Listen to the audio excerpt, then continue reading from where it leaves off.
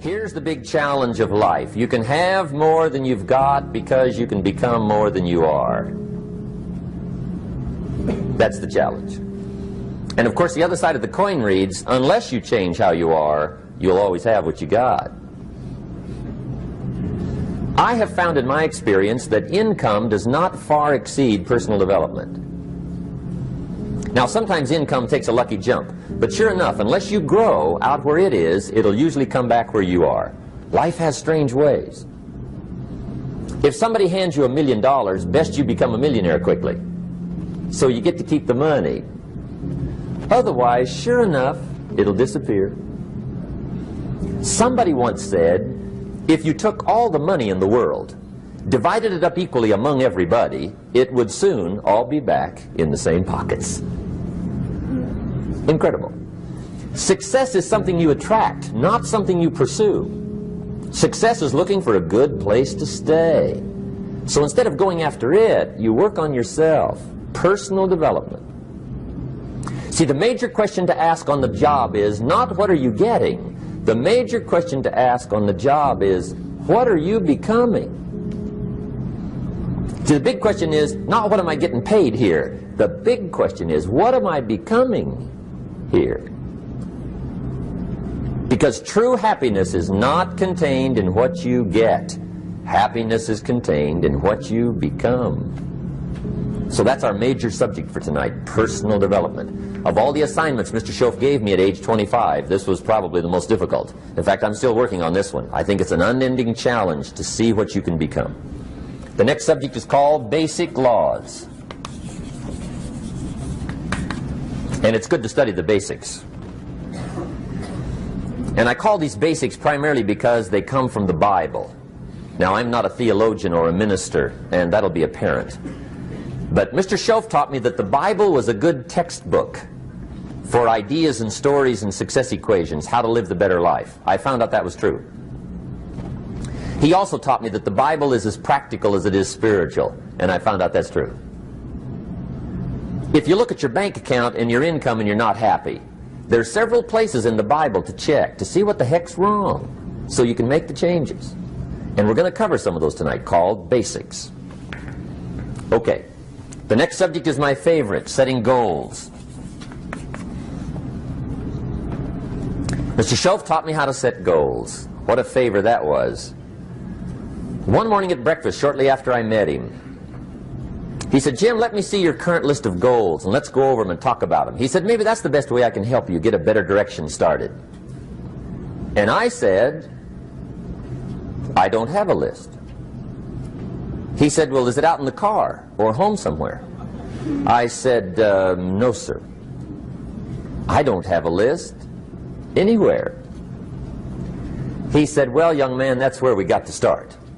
He said, I can tell you right now, if you don't have a list of your goals with you, he said, I can guess your bank balance within a few $100s. Which he did. And that got my attention. I said, you mean my bank balance would change if I had a list of goals? He said, drastically. That day I became a willing student how to set goals. And sure enough, learning how to set goals changed my life. And I often wondered why no one had ever taught me how to set goals up until age 25. I went to high school, but if they offered it, I missed it. I went to college for a year, never heard it. I worked for Sears. Really. And to my knowledge, Sears never taught it. Right? How to set goals. So here I am, age 25, married, my family's starting, I've been to college, I'm working, and I still don't know how to set goals. But fortunately, when I was 25, I met the man who taught me how, and it revolutionized my whole life. Economically, socially, personally, it's incredible. So I want to share with you tonight what Mr. Schoaf shared with me, how to set goals. It can be a life changer. Okay. The next subject is the negative part of the seminar. Life is part negative, so we got to talk about the negative. And this subject is called diseases of attitude. Diseases of attitude. There's a lot of things that can wreck your chances to do well. We live in a rather dangerous world, so you got to be not only wise, you got to be careful. Now, attitude diseases are just as bad as physical diseases, right? High blood pressure, heart trouble. I mean, a lot of things will ace your chances to do well. So you've got to be careful. And attitude diseases are deadly. I mean, they'll destroy all the good things you start. Okay? So we'll go through those attitude diseases, how to spot them, how to look for them, what they are, and the cure. And I'm a pro on these because I've had them all, so I can give you excellent advice on these. Now, the last subject we're going to consider tonight is called the day that turns your life around. The day that turns your life around. And under this subject, we're going to talk about the emotions that can change your life. Human beings are emotional creatures, and emotions are powerful for life change. Now, of course, emotions are so powerful they can go either way on you. Emotions can either build or destroy. So you really have to employ emotions properly. We call civilization the intelligent management of human emotions. If you can intelligently apply your emotions in the right direction, no telling what can happen. Could turn your life around one day would be sufficient. So we'll talk about those. Okay. Now that's a lot to cover in one evening, but we'll keep at it here and see if we can't get it all done. I'd like to have you now jot down the theme of the seminar. Every seminar should have a theme, I guess. We've got one. It's on some of our literature if you happen to notice it, but if you didn't, for your notes, here it is. The theme of the seminar goes like this: the major key to your better future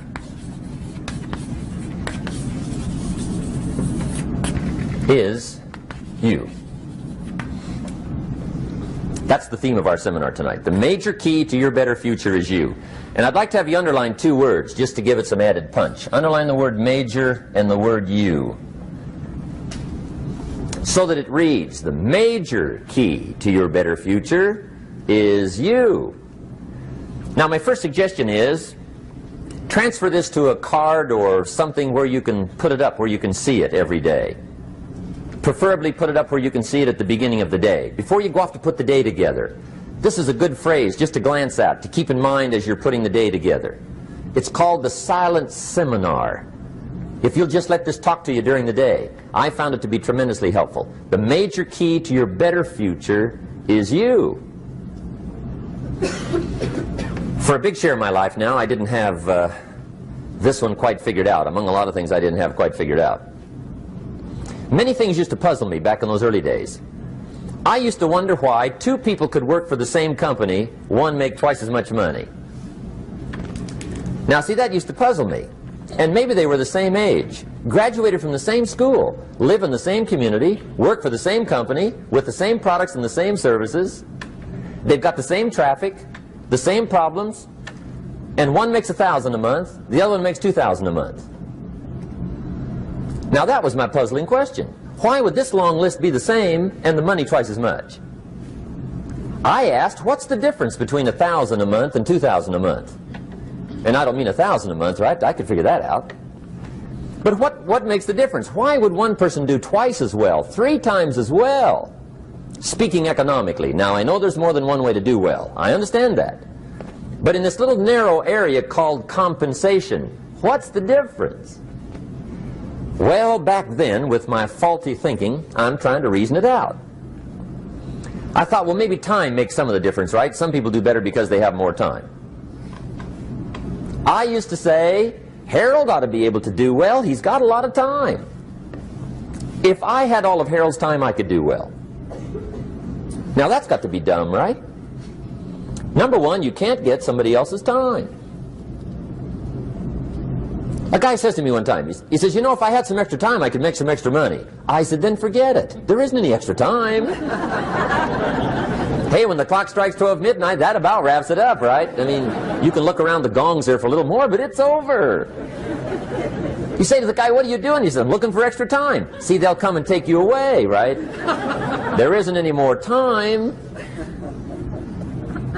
Now, if you can't get more time, which you can't, what could you get more of that would make a difference in economic results? And here's the key word. Make it a part of your notes. We're going to consider it tonight. The word is value. And I have a little phrase for your notes. Value makes the difference in results. Value makes the difference. You can't get more time, but you can create more value. Now here's the first lesson of economics. Everybody should learn it from the time they're old enough to understand what a dollar means. How to earn one, how to get one, how to keep one, what to do with it. First lesson of economics. We primarily get paid for value. That's lesson one. Bringing value to the marketplace, that's how you get paid. You don't get paid for the time. I know it takes time to bring value to the marketplace, but you get paid for the value, not the time. Now, since that's true, here's one of the key questions of the evening. Is it possible to become twice as valuable at the marketplace and make twice as much money in the same time? Could you become 3 times as valuable? Make 3 times as much money in the same time? Is that possible? The answer is yes, if. And it's always if, right? Life is known as the big if. Harry Truman once said, life is iffy. How true. And here's the big if we're going to consider it tonight. It's possible to do much better at the marketplace if you go to work primarily on yourself. And that's the theme of our seminar tonight. Learning to work primarily on yourself. People have asked me for the last 24 years, how do you develop an above average income? And the answer is, become an above average person. Develop an above average handshake. Some people want to be successful, they don't even work on their handshake. As easy as that would be to start on. They let it slide, they don't understand. Develop an above average smile. Develop an above average excitement. Develop an above average interest in other people. Develop an above average intensity to win. See, that'll change everything. Probably one of the most frustrating experiences in life is looking for an above average job with above average pay without becoming an above average person. It's called frustration.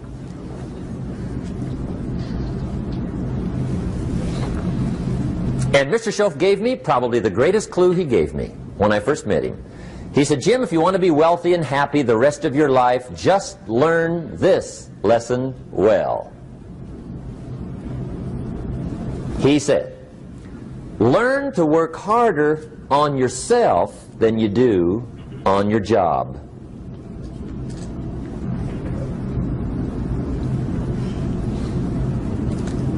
Then Mr. Schoaf gave me probably one of the most important clues among so many things he taught me, but this was in those early days.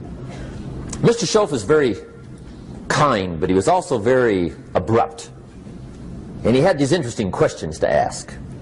I'm giving him a little rundown one day on how things hadn't worked out for me. He said, Mr. Rohn, I've got the answer for you if you will listen carefully. And listen carefully I did that day and for the next 5 years. If somebody's wealthy and happy, you gotta listen. He said, Jim, I've only known you a short time. But he said, it's already my honest opinion that for things to change for you, you've got to change. That wasn't quite the answer I was looking for. But that's the answer he gave me, and I pass it along to you on this warm summer evening in Anaheim, California, 1981. For things to change for you, you've got to change. Otherwise, it isn't going to change. Before I met Mr. Schoaf, I used to say, I sure hope things will change. Right? That seemed to be my only hope. If it isn't going to change, I'm in serious trouble. And then I discovered it isn't going to change, so I'm in serious trouble.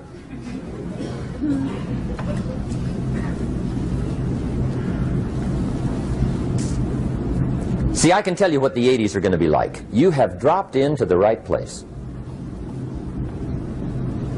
I did a seminar one time for Standard Oil executives and management in Honolulu. And we're having a conference one day on this big conference table.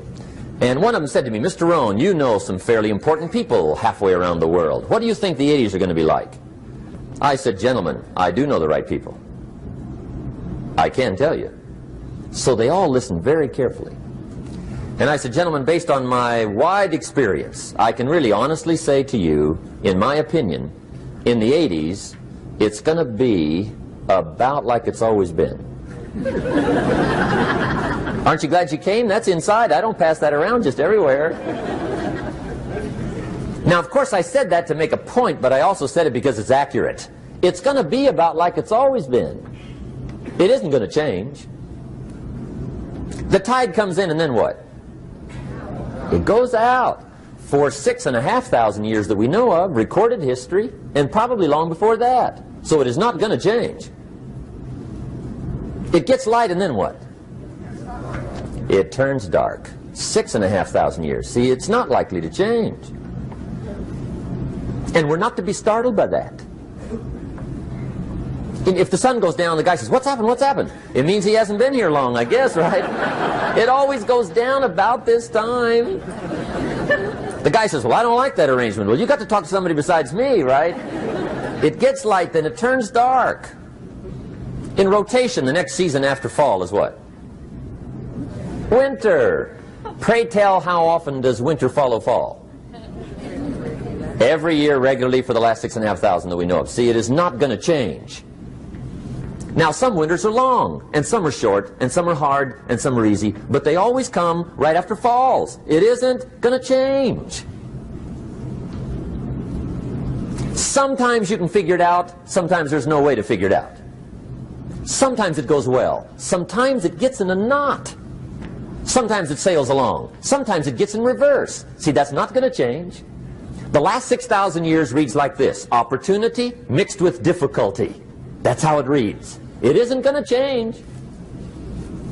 The man says, well, if it isn't going to change, how will my life ever change? Answer, when you change.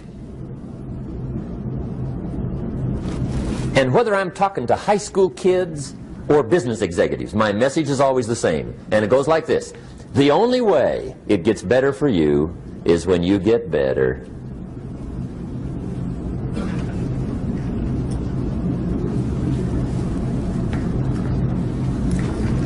Let me give you the 4 major lessons in life to learn. Here's 4 majors.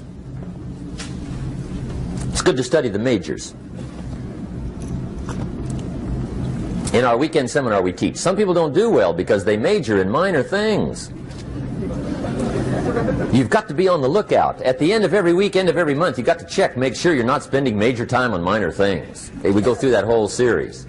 Majors and minors. Now, let me give you 2 phrases before we get to the 4 majors. This will set it up and you'll see where I'm going. 2 key phrases for your notes. Here's the first one. Life and business is like the changing seasons. That's the first phrase. Life and business is like the changing seasons. One of the best ways to describe life, it's like the seasons. Frank Sinatra sings, life is like the seasons. Now here's the second phrase. Very important. You cannot change the seasons, but you can change yourself. You can't change the seasons, but you can change yourself. And see, that's how life gets better for you, not by chance, but by change. Now, here's the 4 major lessons in life to learn. I've got my first book finished, came out a couple of weeks ago. This is in it, the 4 major lessons in life to learn. Here they are. Number 1, learn how to handle the winters. That's lesson 1. They come right after falls, with regularity.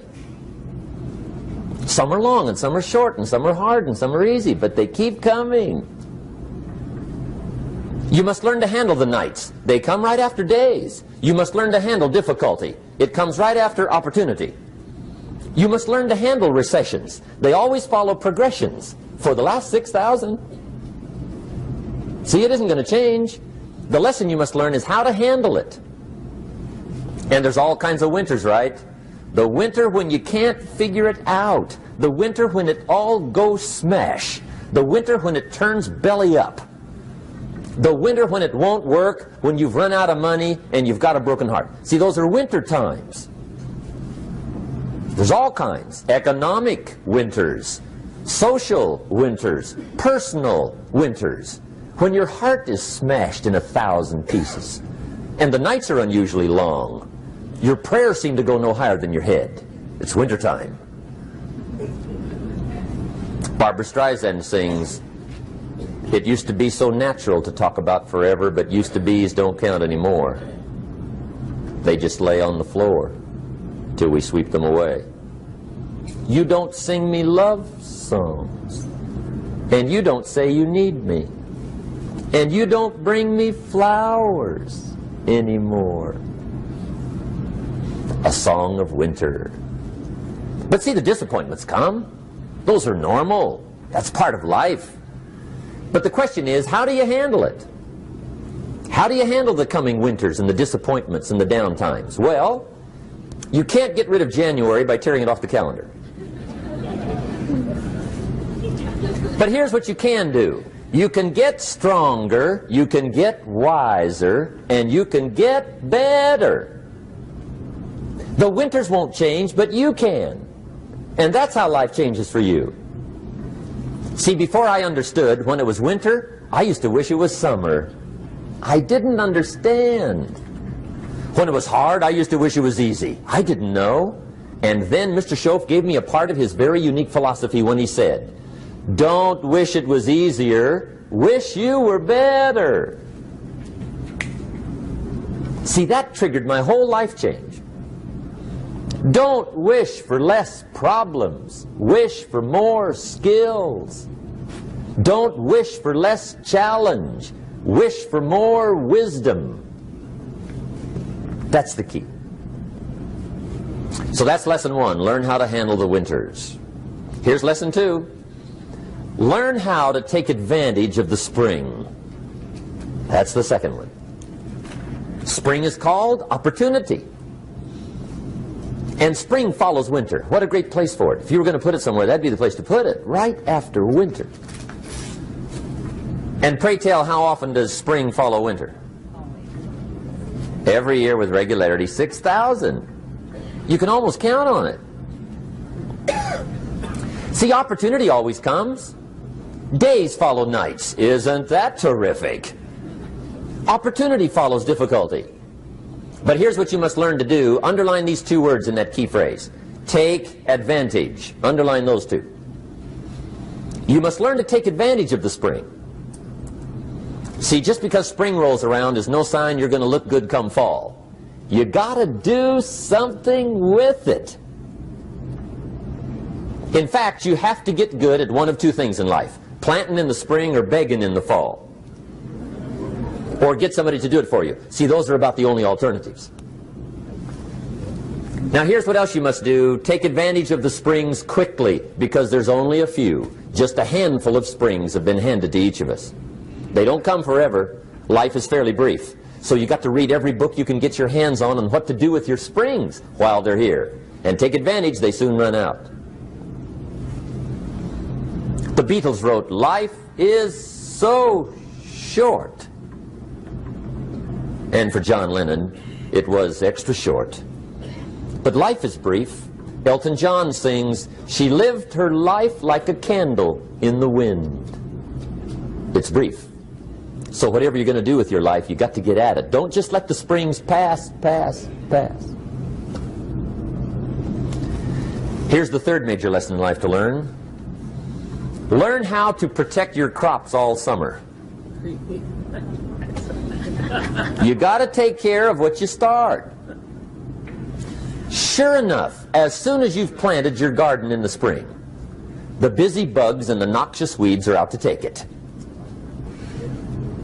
And here's the next bit of truth. They will take it unless you prevent it. And that's the third major skill to learn. You've got to learn to prevent the intruder from taking all the good you start. It's one of the challenges. Here's two key phrases under number 3.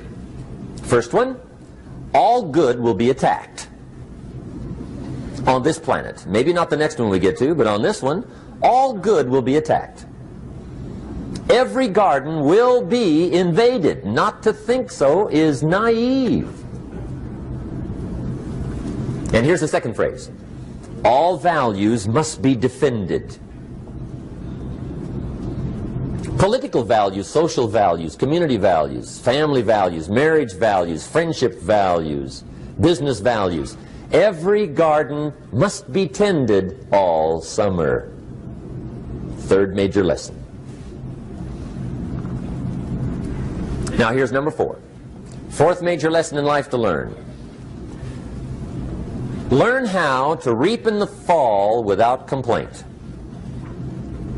Learn to reap come harvest time without complaint. Take full responsibility for what happens to you.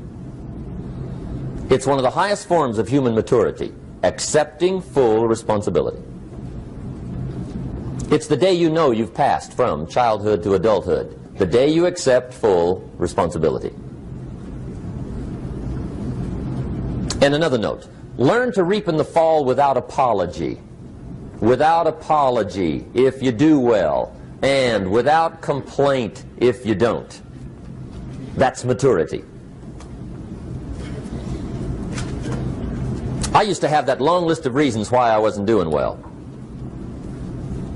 To explain. You got to explain, right? Otherwise you're going to look bad. I used to have this funny list called Reasons for Not Looking Good.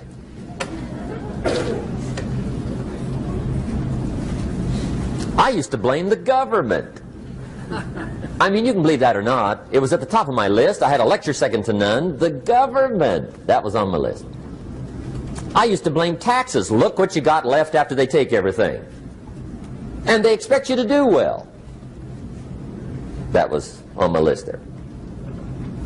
Prices, that one's easy, right? You walk into the supermarket with $20, come out with a little half bag. So I had that on the list. I used to blame the weather. I blamed the traffic. I used to blame my car. I blamed the manufacturers. I used to blame the company. I blamed company policy. I used to blame the training program. I blame my negative relatives. They were always putting me down. I blame my cynical neighbors. They're just selfish, looking out for themselves. Won't loan you money? They were on my list.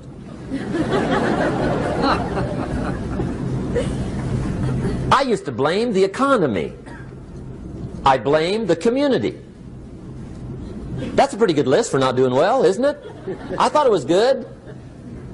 I'll never forget one day, Mr. Schoaf was very kind, but he was also very blunt, and this was no exception. And I'm glad he was blunt. There's a lot of things I'd have missed if he hadn't have been blunt. One day, with sort of a curious look on his face, he said, "Jim, just out of curiosity, tell me, how come you haven't done well up until now?"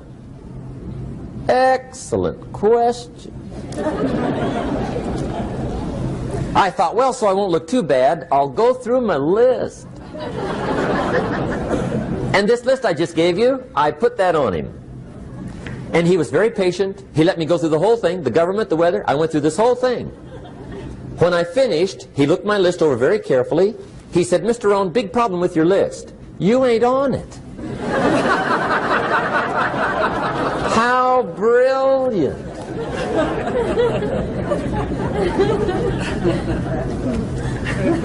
When I went to work for him a few months later, I learned very quickly to tear up my list, reasons for not doing well, and I threw it away. And I got me a fresh piece of paper. And I put one word on it. Me. There's a Black Heritage spiritual that says, "It's not my mother nor my father, nor my brother nor my sister, but it's me, oh Lord, standing in the need of prayer." See, I used to blame everything outside. And then let me give you a little philosophy that helped turn my life around. For your notes, here it is. It's not what happens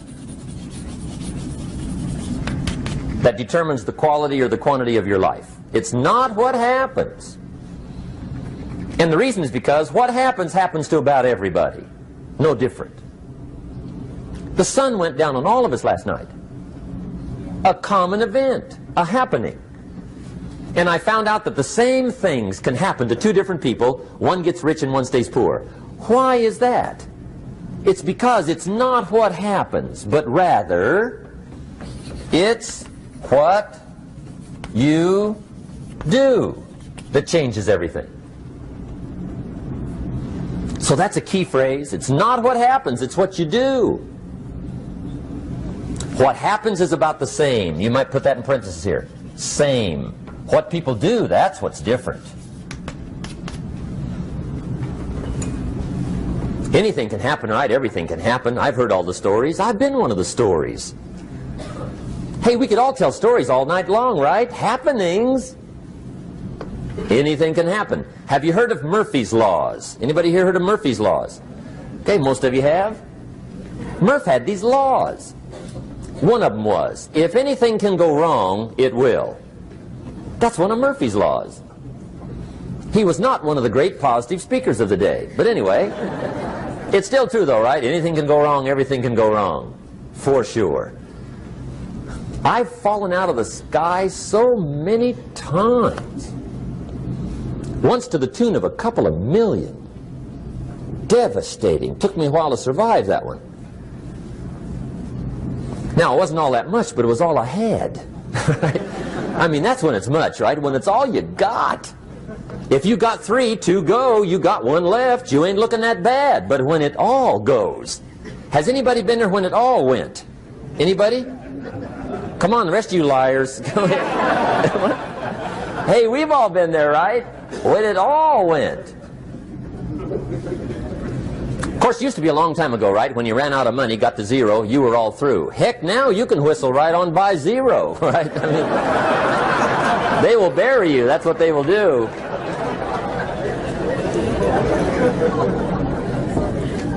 But see, those are the happenings, right? Everything can happen. Anything can happen. But it's not the happenings. It's what you do about it. Somebody says, yeah, but you don't understand the disappointments I've had. Come on. Everybody's had their share. Disappointments are not special gifts reserved for the poor. Everybody has them. The difference is what you do about them. It's not the weather. I used to blame the weather, and I discovered it rains on the rich. So see, that won't help. 2 men wake up one morning, there's a rainstorm on. One of them looks out his window, sees the rainstorm, and he says, wow, what a storm. With weather like this, they can't expect you to go out and make sales. He stays home. Same morning, the other guy looks out his window, sees the same storm, says, wow, what a storm. But he says, you know what, with weather like this, what a great day to go out and make sales. Most everybody will probably be home, especially the salesman.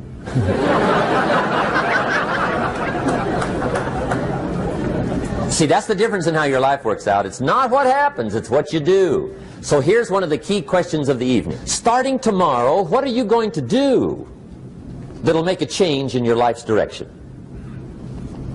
Good question. What are you going to do starting tomorrow that'll make a difference? Now see, if you don't do something starting tomorrow that'll make a difference, guess what?